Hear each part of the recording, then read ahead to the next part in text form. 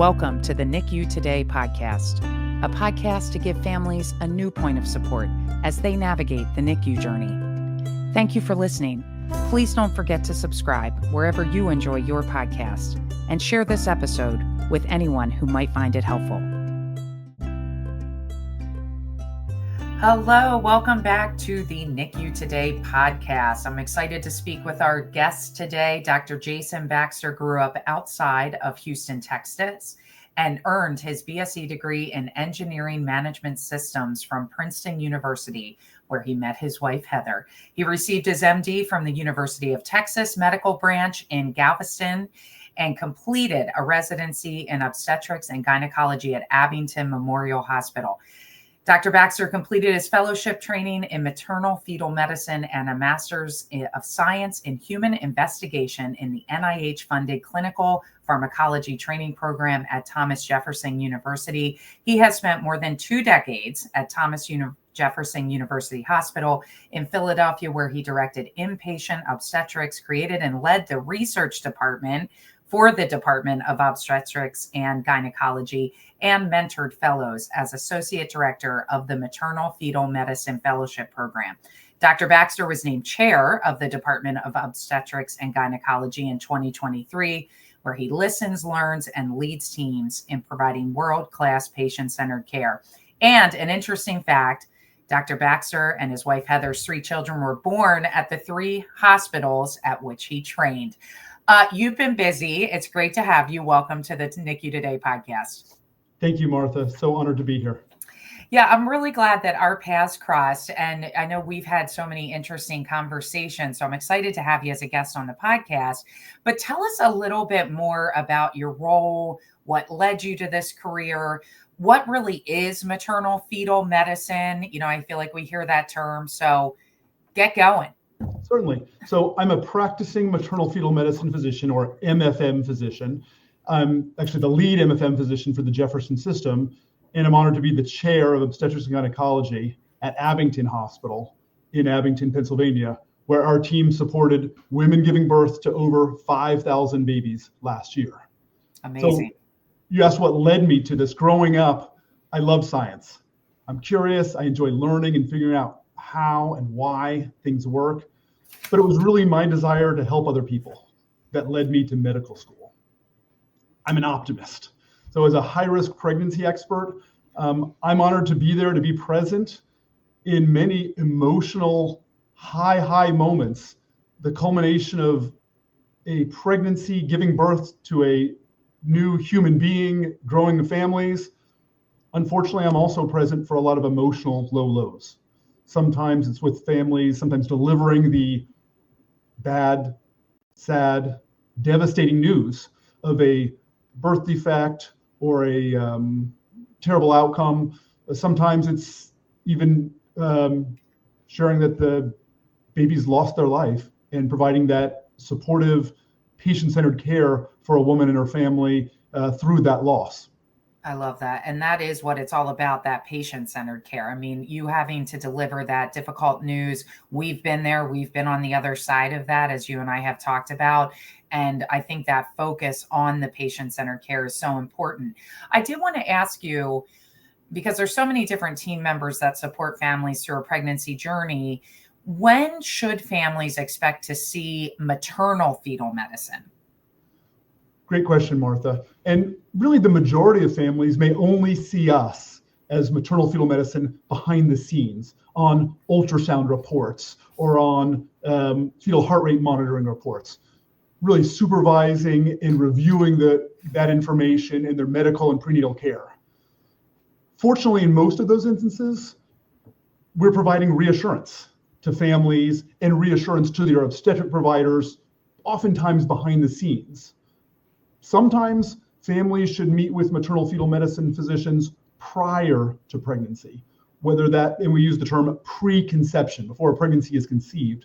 Sometimes that's because of a medical condition that a woman or her partner may have, and to talk about how that would be managed leading up to pregnancy and during pregnancy. Sometimes it's because of past pregnancy experience, a difficult loss, a difficult diagnosis. But really, I think that's the best time to plan for a healthy pregnancy is before someone's getting pregnant. And sometimes that's through their general OBGYN physician, but sometimes that requires the care of an MFM physician.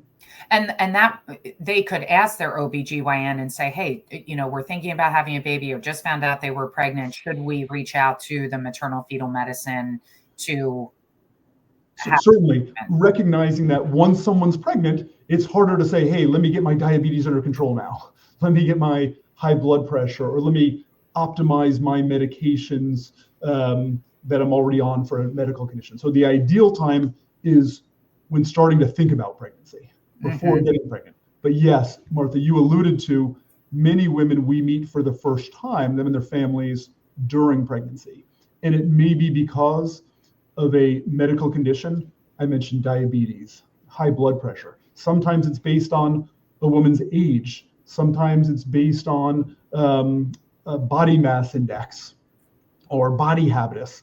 Sometimes it's based on something specific for the pregnancy, carrying twins or triplets, or a fetal condition that may be diagnosed during a blood test or during an ultrasound. And so sometimes, much of the time, MFM physicians are the ones interpreting and reviewing those blood tests, those ultrasounds, and sitting down with families. I see myself sometimes as a coach, an interpreter, an explainer, and most importantly, a supporter with families, giving reassurance where we can, but then also trying to, I figure I'm a person caring for other people. And so I try to explain things and support people like I would want my family member cared for. And what's the number one question you get when families come in to meet with you? Yeah, and I would say it's a great question, Martha. And I think the number one question I get is the baby safe? And I appreciate that sometimes shows me this is I'll use the term good mom. Most people are very focused on baby's care and are willing to be to sacrifice themselves for the baby's care. And I'm often reminding people that, hey, good care for the pregnant person, good care for the mom is in almost every case the best care for the pregnancy. We can't predict everything about the future. We do provide reassurance where we can, and we help set up monitoring and screening and testing. The other question I get asked, and I don't know that I bristle at it, I understand why I get asked it, but I feel bad, is typically when something's different or there's a problem that comes up, many people ask me, what did I do wrong? And even when they don't verbalize that, you can see that maternal guilt on their shoulders. So I try to do the best I can to remove that guilt from their shoulders, because 99+% of the time, it's not anything that a woman did or didn't do, or a partner did or didn't do, that would have caused a birth defect or a genetic condition. I tend to focus on the things that we can control. And so, go ahead. I'm sorry, Martha. No, I was going to say, you should say that again. 99% of the time, it is not the fault of the woman, the partner, especially with, so many different things that can happen. Even things like people say, well, gosh, if it's genetics, is it my genetics or my partner's genetics? Truth be told, it's the genetics of that one egg and that one sperm. And that it's not going to be the same egg and the same sperm next time. And so some of those things are fortunately unlikely to occur again, depending on the situation. The things that we can control, again, I think if it's utilizing healthy ways to manage our stress, and one of those are the reassurance. I will say it again. It's not something that a woman caused by doing something or not doing something. The things we can control are, and this applies to all of us. I often say to people, I'm not pregnant, but these are things that apply to me too. Eat nutritious food. And for a pregnant person, as fuel for growing another human being inside you. Stay well hydrated, and really water is the best thing. Stay active. Try to do things where you sweat, you breathe heavy for at least 30 to 60 minutes most days of the week. Get a restful night's sleep. And then, as I alluded to before, utilize healthy ways to manage your stress, whether that be with relationships, with meditation, prayer, dancing, friends, whatever social, whatever things, therapist, medication, whatever things are needed to help in healthy ways manage stress during pregnancy. So I did want to ask you when, and we've gone, I always refer high risk doctor, right? I mean, that's what we called it when we had to go into maternal-fetal medicine, and our son was diagnosed with trisomy 18 when we had twins. We had to go meet with maternal-fetal medicine to talk about various percentages of things complications that could happen. When a family comes in to meet with you for the first time, I asked what your number one question was, but what are some of the questions that people should definitely ask you that they might not be aware of? It's a great question. I'm going to turn that just a little bit, Martha, to say I really believe that's important for us in healthcare in general, and more specifically in pregnancy care and MFM, or high-risk pregnancy care. Some people call us perinatologists. I think the more fancy long words we use, probably the more confusing it is. So yeah, high-risk pregnancy doc gets used a lot.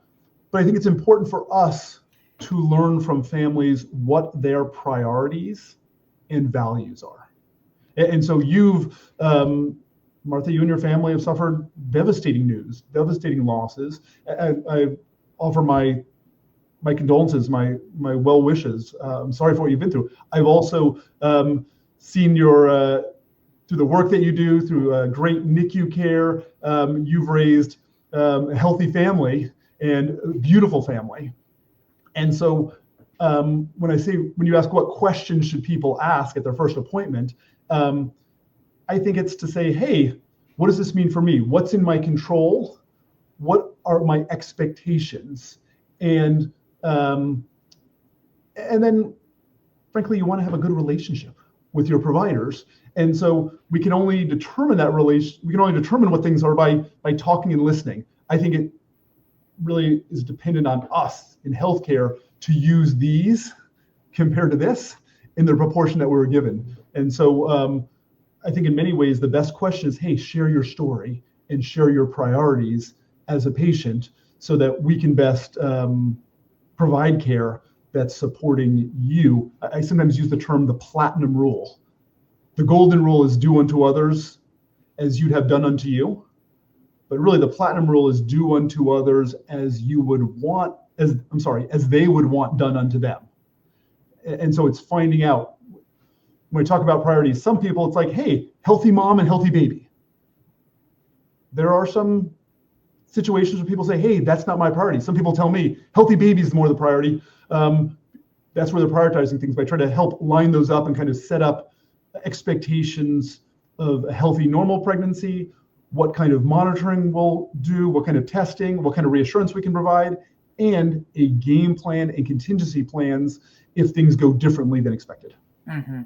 And I do want to point out for our listeners who may not be watching, but listening, when Dr. Baxter said use more of these instead of this, he was talking about his ears to listen instead of the mouth to talk. So that was that reference there. Case in point for a podcast, right? It's ears. That's right. That's right.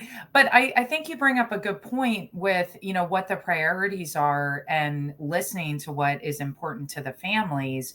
And that not only happens through your office, but also it's important for families to share how they feel and what's going on with their OBGYN.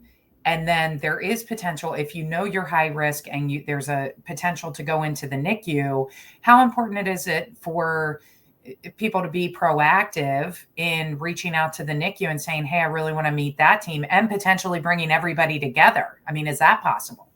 Yeah, great question. And we work hand in hand. I love our NICU special care nursery colleagues. Sometimes Me we too. we think of ourselves as high-risk pregnancy doctors on one side. So one of my colleagues says on one side of the placenta and or one side of the birth, and our neonatal colleagues on the other side.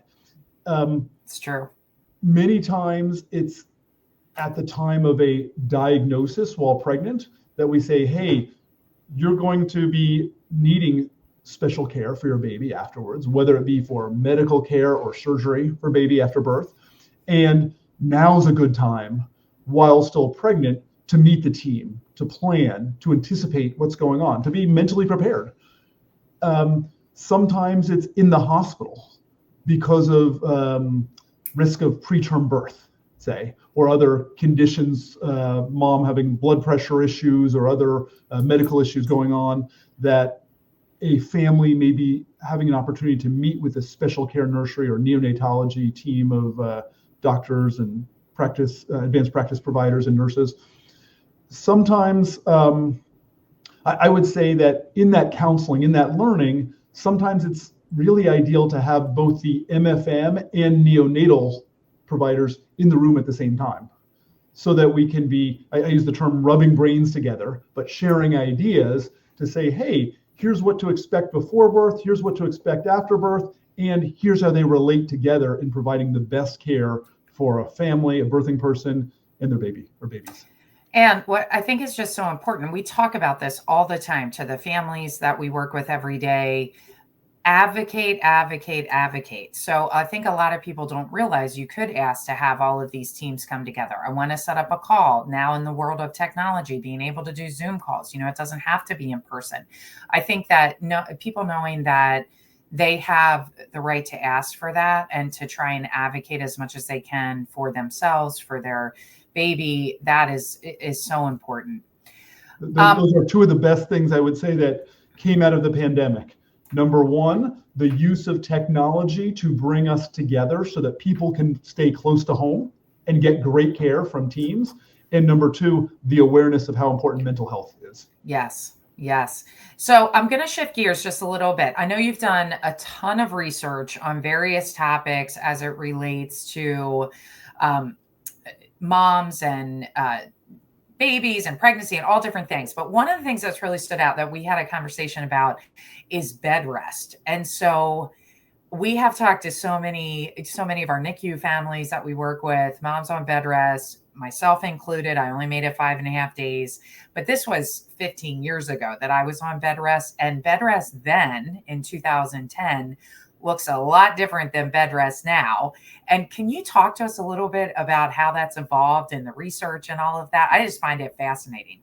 Certainly. And I shared with you before, Martha, that one of my scientific clinical research goals years ago was to help remove the term bed rest from the obstetric lexicon. Those of us who have older children and our parents and grandparents were told that bed rest is good for pregnancy. Bed rest is good for moms, good for babies. And understandably, it kind of made some sense. And people thought, hey, maybe this would make things better. It was in the context of not having anything better to provide, not having other alternative medications, care, treatment, etc. We now know, fortunately, that bed rest is bad for people. It's actually bad for physically, mentally, emotionally, financially, and it leads to other complications like blood clots, like deconditioning, and does not help women stay pregnant longer, does not help prevent birth defects or help prevent pregnancy or fetal conditions. And so, fortunately, I can say I've recommended bed rest 0 times in the last decade or more, because of the fact that we know that, and I understand, and getting back to that maternal guilt and the concept, I sometimes tell people, gosh, if I asked you, Martha, during a pregnancy to do a handstand and balance a spoon on your nose, I'm certain that you would have done it for those 5.5 days, and you would have done it for 5 weeks and 5 months, because you are motivated like every mom is, and you'll do anything you can for a healthy outcome. I think it's unfair of us as healthcare providers, as people who know the research, who know the data, to basically prescribe something that isn't helpful and maybe harmful. And what is the newer protocol? I mean, I know every situation is different. So everyone has a unique experience. They have unique medical care. But is there more of a standard protocol that happens now when someone's high risk, delivering prematurely? Yeah, when it relates to prematurity, and we know that unfortunately up to 1 in 8 babies come early, so more than 10%. We know there are tools, number one, based on a woman's history, and number two, based on her cervical length. And so measuring the length of her cervix with vaginal ultrasound, we recommend it universally for almost every pregnancy at the mid-pregnancy point, at the time of her anatomy. Sometimes we'll call it detailed fetal ultrasound. For some patients who've had a significant history before, it may be starting as early as 16 weeks, measuring the length of her cervix. It may be using tools or medications like a cerclage or a stitch that helps the tube of the cervix stay closed and long. It may be using tools like vaginal progesterone, a medication to help a pregnancy continue longer. Sometimes it's using tools like betamethasone shots, which are given to a woman one day and then the next day to help the baby's lungs, intestines, and brain mature. Doesn't help prevent preterm birth, but it helps to get babies more prepared for a preterm birth, so they act like an older kid, so that they have better health outcomes, both short-term and long-term, with our neonatal providers in the NICU. And all important conversations to have with your medical team. If you have a concern about that, I know I've gone down that path after having twins prematurely, and conversation, advocate, weigh out the options, figure out what is the best plan moving forward for your family, for sure, and for you, and what works the best, right? Just all good conversations to have. So I did want to ask you, you've been in this world for a long, long time.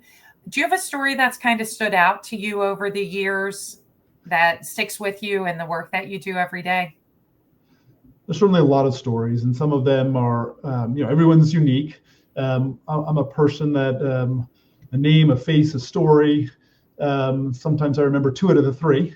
I'll share a family who was transferred with some high-risk care to my hospital in Center City at the time for a condition called HELLP syndrome. HELLP syndrome is a atypical, severe form of preeclampsia that one of my mentors named back in the 80s. Lou Weinstein named it, and I've had the honor of working, learning, being mentored by him, and publishing with him. Unfortunately, it led to a very preterm birth where they lost their child. It was too early for a baby to be able to survive on the outside. Despite heroic, wonderful care and technology in the NICU, it was just too early. The baby was not developed enough. And what was more memorable was that in a future pregnancy, they actually named their son after me. First and middle name is Jason Baxter. Oh my goodness! With their last name. So certainly memorable in the sense that now probably he's in elementary school, and it's so rewarding from them and from other families to see birthday and holiday pictures of the kids, and seeing these literally just a sparkle in their family's eye years ago, but these kids growing up, and the parenting and the families growing. So that was a particular memorable story, but certainly it's not uncommon where I'm sharing emotionally difficult times with families. And I'll sometimes share that there's I think a scar that people bear. There's the physical scars, but there's also the scars here mentally, and more importantly, emotionally here, the scars that you bear on your heart. I don't think those scars are ever gone, ever healed. You bear them, and it's how jagged or rough or painful those scars are versus with sometimes subsequent care, sometimes pregnancy, sometimes growth, sometimes, frankly, love and sharing and teamwork, that those scars are smoother, still there, still guide people, but still, but more healed, never healed completely, always still there. Those that we've lost are still here, but But again, as a learner, I think, what are the opportunities? How do we learn from that? How can we provide care and prevent some of those things for those people and for other people in the future? Mm-hmm. Thank you for sharing that. And my last question for you today, any other advice that maybe we didn't touch on earlier in our conversation for families who are listening today? Advocate, as you mentioned, Martha, for yourself. I say to families also, hey, advocate for each other. You're a team. Hopefully getting care from a team that you trust. So use your mouth, use your words, speak up, share your stresses. And if your care team isn't listening to you, get another care team. Demand to be heard, because you deserve to be heard, deserve to get great care.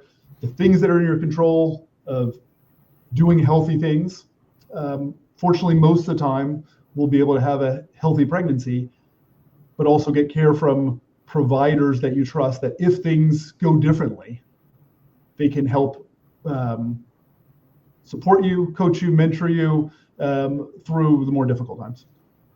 Well, thank you so much for joining us today on the NICU Today podcast, Dr. Baxter. Thank you for your expertise and your feedback and all of your recommendations. We certainly appreciate you, and thank you for what you do every day to help so many families. Thank you, Martha. I want to share my gratitude and appreciation for the work that you do for your family and your experience, how you share that to make things better for everybody. Thank you. Thank you. Thank you for tuning in to the NICU Today podcast, brought to you by Today is a Good Day. Learn more at todayisagoodday.org.